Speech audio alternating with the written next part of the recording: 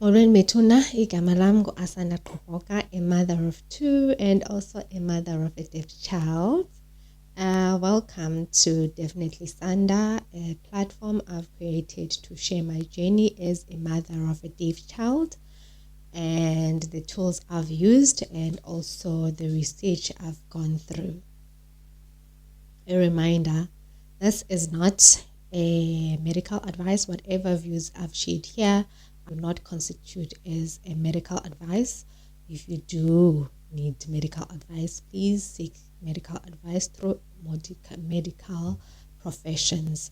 I am just sharing my journey. This is not a medical advice. I am also not a medical practitioner.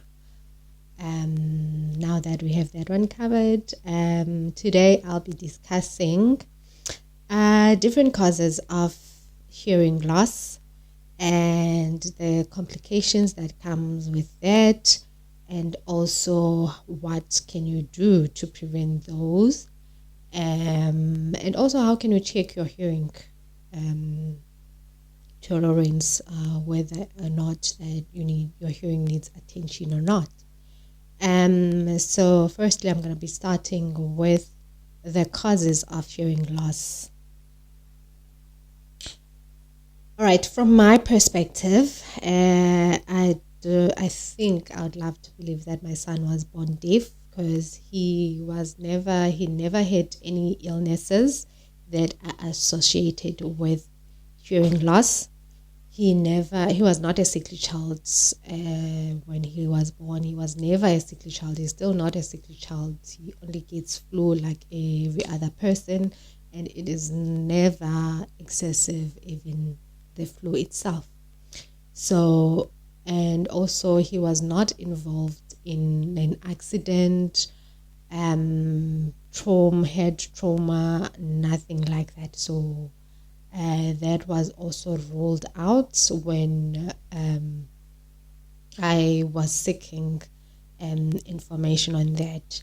So the only thing now that we are left with was that the conclusion was that he was suspected to be born deaf then. But I also, when I try to remember in his infancy, he was never a child who would be disturbed by noise. So now that I think about it, I just thought he was a child who was well behaved. But now that I think about it, as the time goes and as I investigate further on his hearing loss, I now understand why he was never disturbed by noise.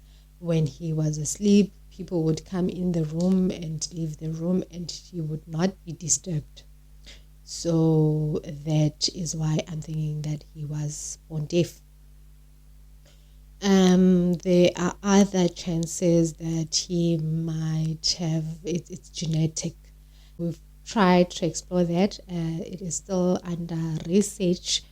There's no conclusive evidence of that yet, because from both sides of the family, there are no immediate or people we know from the families that are deaf. So that will need basically tests being done, and I have volunteered to be part of those tests that are being done by UCT. So that has not been concluded yet, but it is something I have availed myself for that, and I am part of it.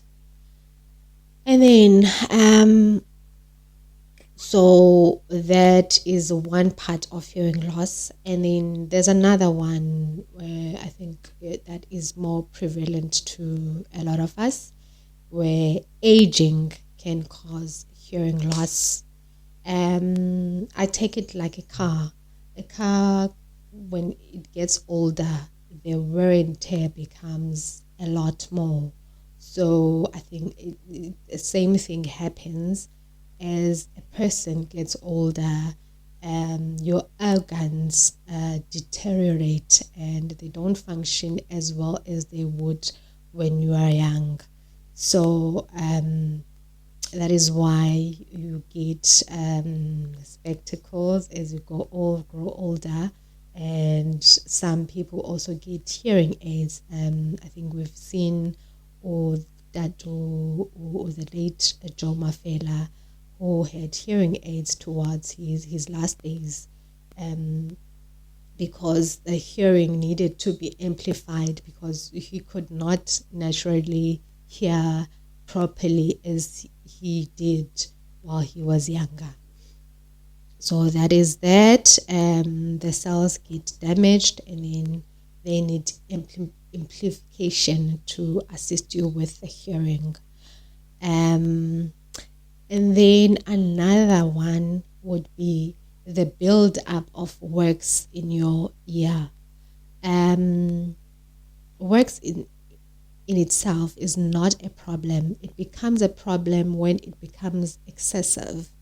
And then that is where you'd need to seek medical assistance, medical help, because, works in itself, it assists you with filtering foreign organs, foreign objects from entering your ear and damaging it. But now when it becomes excessive, then it's your ear trying to tell you there's something wrong, or there's something that needs attention in your ear. That is why you would need to seek medical attention.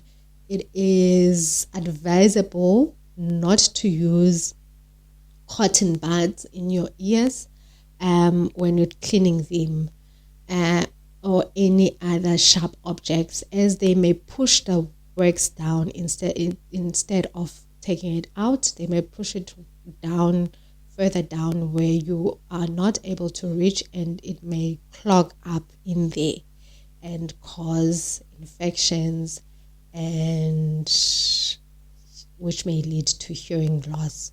So it is best to allow the ear to clean itself, but when there is something outside, you can use your washing rag, your face cloth, just to clean it out. That is it. Your body is clever enough to self-clean, so you don't really have to go to the extreme measures to clean those, unless you go to the medical people to assist you with those excessive wax and other things that your body can't do by itself. There's also another one which would be the noise. Loud noise can also lead to hearing loss. This reminds me when I was still in the military, we had regular checks where screening, like your ears, they would check if you can hear properly, your eyes, your teeth, mouth, everything. They did the full on screening. Even your psychometric test, they also did that, just to ensure that you are fit to be in the military. And my one weakness every time I went there was my ears, especially my left ear. The audiologist did explain to me that because I used to have earphones, it was an open plan offices, but I used to have earphones. But to ensure that I hear people, and also I wanted to enjoy my music, I would put my one earphone on my left, and then the right ear would be listening to the people in case someone calls me or someone seeks my attention.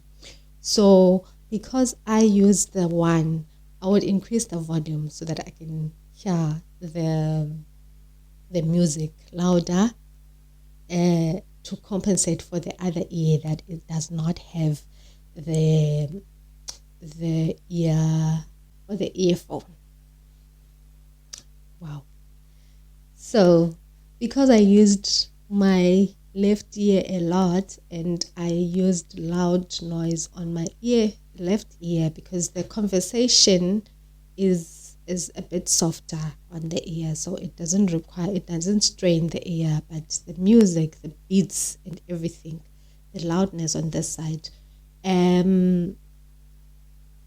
it was strenuous for one ear. So my left ear was weaker than the right ear because of that. And also because the earphones, your phone will give you a warning that you are increasing the volume and loud noise may damage your hearing. But we just say, yes, we understand and move on and increase the volume.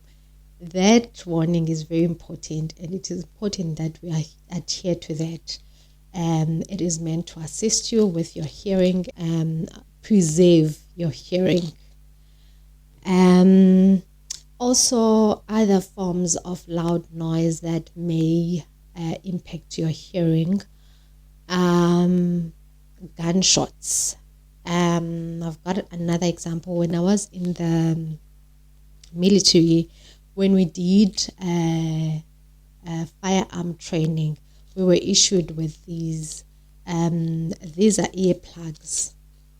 These are earplugs, and we were all issued with these to ensure that it reduces the noise. The gunshots, the noise of the gunshots are reduced, and they do not damage your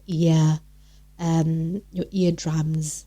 Because of this, it assists with reducing the noise and not shocking your ear. And so I was given this when we were doing the CT scan for my son. That machine can be very noisy, and we had to use these to prevent ear damage and hearing loss. Another part that could cause hearing loss is also listening to loud music and instruments and all that. I've just seen an interview about Unhlanhla Mafu, who is also a musician who works in the music industry. Most of her work is with musical instruments and speakers all around her. She has suffered a hearing loss. She is not completely deaf, but she has now started wearing hearing aids due to the hearing loss. She has shared her story in her Instagram story on how the journey has gone and the shame she had suffered. I will also share a bit of her video on her journey. For me, at some points in my life, I really felt embarrassed, when I have to do interviews and, I'm with my partner Theo, and he has to always repeat the question. And even when sometimes I'm just chilling with friends, sometimes I would just laugh without even knowing what people are laughing about, or be agreeable basically to everything, because I can't hear, and I was really embarrassed to just say that I'm having this problem, I'm having this hearing. So but I mean, until I realized that I'm doing this for my own good, and I needed to do it. I needed to do it because the longer I let it go, the longer my hearing keeps getting worse and worse and worse. So yeah.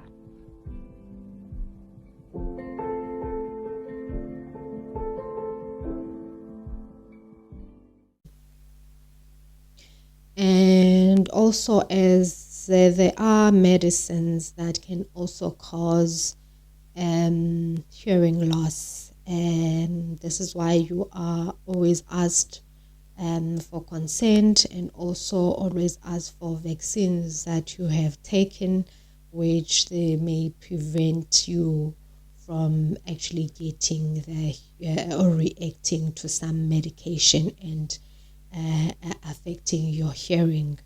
with my son when we were about to undergo his cochlear implant surgery.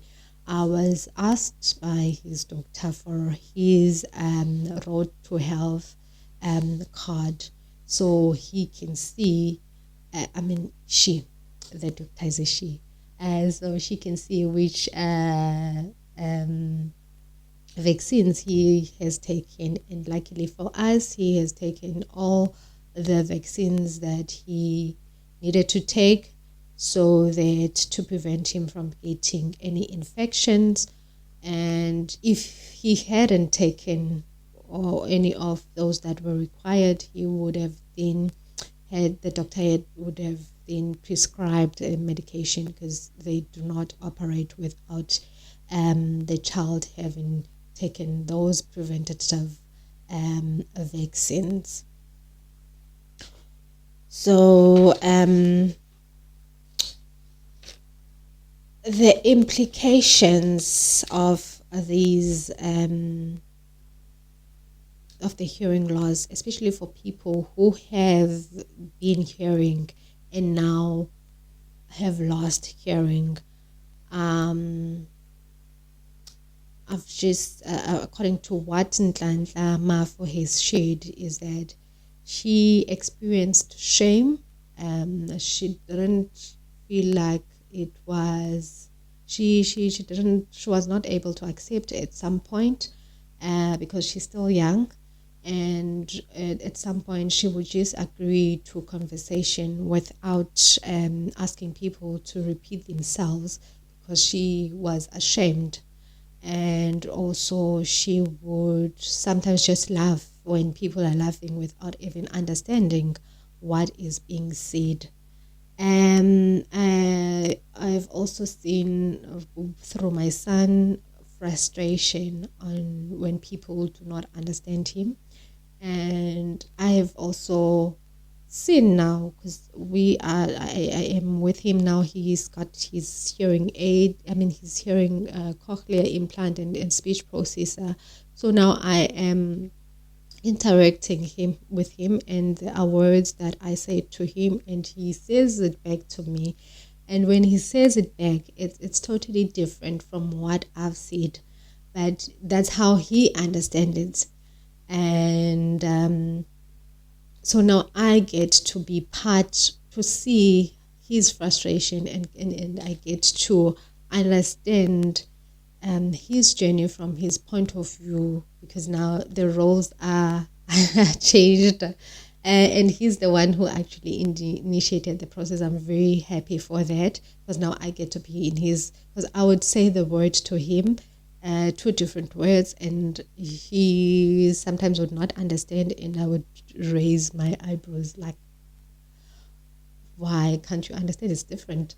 And I would say to him, like, please listen. And then when he started doing the same to me, voicing out the words to me, and I could not understand what he was saying, then I got to understand that it's not that he's not listening, it is that it's a new journey for him, and it's going to take some time for him to get to know the vocabulary. I just need to be patient with him. And so with him, practicing with me, saying the words to me, and then me having to point out which words that he had said, has showed me, it was a very revealing point for me, and I am grateful for that. I'm happy that he took that initiative, and that has shown me his world. So they do get frustrated, like we do get frustrated as well. So moving on to the next point on preventative measures that one can take to ensure that to reduce and to prevent hearing loss, it is to stay away from loud noises if you can help it. And if you can't help it, then use the earplugs to ensure that you do not damage your ears and your eardrums. And also, when your phone tells you the warning, when you increase your volume, where you in your earphones and you increase your volume, and your phone tells you what you are trying to do may damage your ears, listen to it. It is not a myth, it's the truth. It happens. And also, have your hearing tested. I've just discovered that the Ear Institute has a hearing test, a screening that can be done online for free on your phone. It only takes 3 minutes. You just need to be in a quiet area. But even when you're not in a quiet area, it will tell you, the app will, the website will tell you if you are not in a quiet area and that your hearing will be distracted. So you need to be in a quiet area. Doesn't take much. It just asks you your age and at what rate do you think your hearing is. Is it good, poor, or average, or great? And then there's three noise tests that it does to you, sound tests that it does with you, and every time you cannot hear, you can increase the volume, and every time if you can feel the volume is louder, then you can decrease the volume until the softest sound you can hear.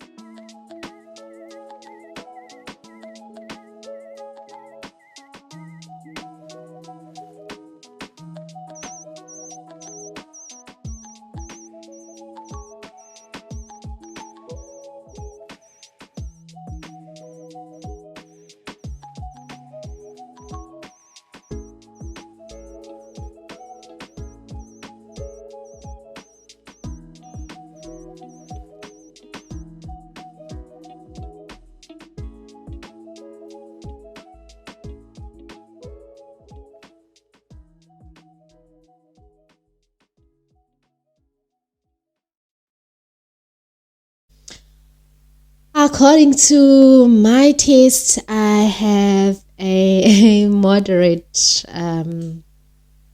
hearing loss. I might just need to get a proper tested, and that is not done online. I'd need to book an appointment, and then they would need to test me at their facilities. I am not gonna do it this year. My savings are done. This year is all about Usanda, and all things medical are dedicated to him. Next year, I might just go and get my hearing test done, and just to get proper preventative measures and how I can preserve what I already have at the moment. Thank you so much for listening. I hope you found this information valuable, and I hope you can share it with people who might need it around you. And be tolerant of the people who have impairments around you, and also be respectful and be practice courtesy around them. Thank you so much. I am Asanda Koboka signing out. Please do subscribe and like and share.